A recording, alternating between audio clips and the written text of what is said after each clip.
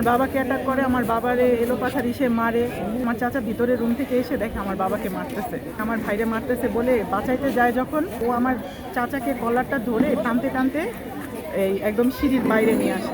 ওর ছেলে আমার চাচার বুকের মাঝখানে অনেক জোরে জোরে ঘুষি মারছে অনেকগুলা। প্রায় রাত 4টার দিকের ঘটনাটা। তো ওই ছেলেটা রাত 4টার দিকে এসে দরজা নক করা শুরু করে আমার বাবার কাছ থেকে, আমি যেটা শুনতে পাইছি আর কি। রাত 4টার দিকেও দরজা নক করে, তো দরজা নক করে আর অনেক গালাগাল করতেছিল, সে মেন্টালি স্টেবল অবস্থায় ছিল না।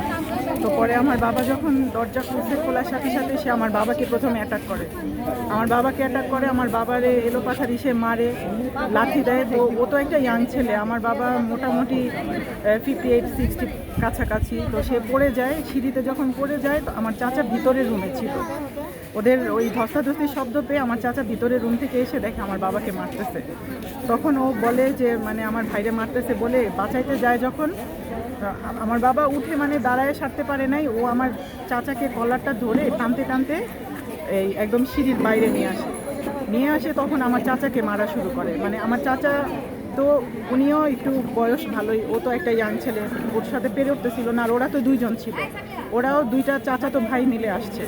তো আমার আব্বু উঠে আসতে আসতে ওর ছেলে আমার চাচার বুকের মাঝখানে অনেক জোরে জোরে ঘুষি মারছে অনেকগুলা। হিট করাতে উনি তখন ওনার নিঃশ্বাসটা বন্ধ হয়ে যায়, সাথে সাথে মুখ দিয়ে রক্ত চলে আসে। আমার বাবা দেখে উঠে আসতে আসতে এই কয়েক সেকেন্ডের মধ্যে ঘটনাটা ঘটে গেছে। তখন আমার চাচা বুকে মারার পরে উনি আর নিজে সোজা দাঁড়ায় থাকতে পারে নাই, পিছন দিকে চিত হয়ে উনি পড়ে গেছে।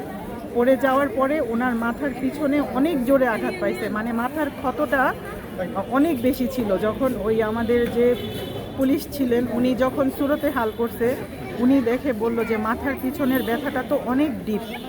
ওই মাথার পিছন থেকে তখন অনেক বেশি গড়গড়ায় রক্ত পড়া শুরু হয়েছে। ওই ফ্লোরে কিন্তু রক্ত পড়েছিল, আপনারা ওই ভিডিওগুলো কালেক্ট করতে পারবেন এখানে যারা প্রত্যক্ষদর্শী ছিল। তো ওখান থেকে ব্লিডিং হইতেছিল, মুখ থেকে ব্লিডিং হইতেছিল। তখন ওই ছেলেটা মারার পরে ওর সাথে যে ওর কাজিন ছিল, ও ভাবলো যে এত ব্লিডিং হইতেছে, মাথায় পানি দিয়ে আমরা মনে হয় বেশি মেরে ফেলছি।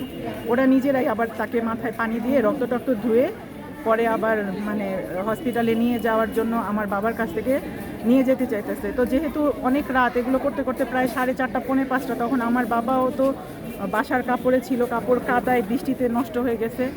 আমার বাবা ভিতরে গিয়ে প্যান্ট পরে আসতে আসতে ওরা আমার চাচাকে নিয়ে অলরেডি চলে ঢাকা মেডিকেলের দিকে চলে গেছে। তো পিছনে আমাদের এখানে আত্মীয় স্বজনরা চারপাশে খুব কাছেই ছিল, আমার বাবা, তারপরে আমার চাচি, তারপরে আমার আরেকজন প্রতিবেশী চাচি আছে, এরা সবাইও পিছন পিছন গিয়ে একসাথেই সবাই মেডিকেলে গিয়ে উঠছে।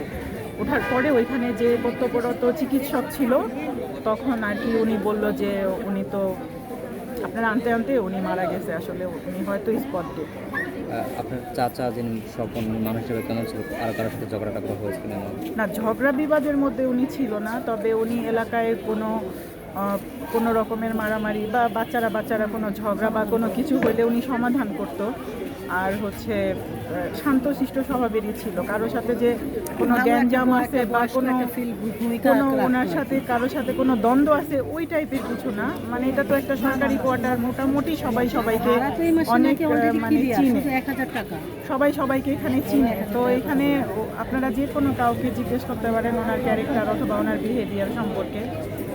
সবচেয়ে আপনি মানুষের কোনো বিপদ হলে উনি বিচার আচার করতো, সমাধান করে দিত, বা ওনাকে সবাই মানতো। ছোট ছোট যে ছেলেটা এই কাজটা করছে সেই ছেলেটাও ধরতে গেলে ওনার চোখের সামনে জন্ম, ওনার চোখের সামনেই বড়।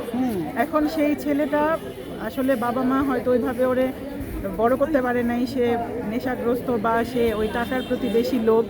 মাত্র 1000 টাকার জন্য রাতে 3টা বাজে কে কার কাছ থেকে টাকা চাইতে আসে? একটা তো সময় আছে।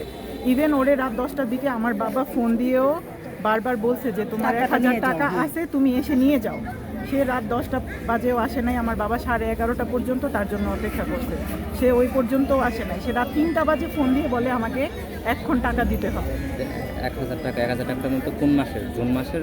রানিং মাসে সব টাকাই সে নিয়ে গেছে। সব টাকা নিয়ে গেছে বলতে এখানে কথা বললে আর একটু পেছনে যাইতে হবে। এই ছেলেটা তো ভালো ছিল না, ও কিছুদিন আগে ছিনতাই করতে গিয়ে পুলিশের কাছে ধরা পড়ে আর কি। রিজভি ধরা পড়ে, বাড়িওয়ালা? হ্যাঁ, ওর ব্যাড রেকর্ড আছে আর কি, আপনারা পুলিশের ওখানে গিয়ে দেখতে পারেন। ধরা পড়ে ওইখানে থানা পুলিশ হয়, ওইখানে ও ছিল দেখে ওর যে বাকি টাকাগুলা বাসা ভাড়ার টোটাল 6,000 টাকার 5,000 টাকা ওর প্যারেন্টসরা নিয়ে যায় ওরে ছাড়ায় আনার জন্য। এই জন্য 1,000 টাকা বাকি ছিল, নাহলে তো 6,000 টাকা ও একসাথেই নিয়ে যায়, একসাথেই এসে নিয়ে যায়। এই 1,000 টাকা বাকি থাকার পিছনে কারণ হচ্ছে এটা। তাকে কি ধরতে পারছে পুলিশ নাকি? হ্যাঁ, তারা পুলিশের কাছে হেফাজতে আছে। আর হচ্ছে পুলিশ এখন হয়তো নেক্সট কোনো স্টেপে যাবে। আমরা তো আমার ছোট চাচা বাদী হয়ে কেস করছে আর কি। জি, জুলাই মাসের 1,000 টাকা, ও 5,000 টাকা আগে ওর প্যারেন্টস নিয়ে গেছে, 1,000 টাকা ও লকআপে থাকার কারণে এই টাকাটা বাকি ছিল।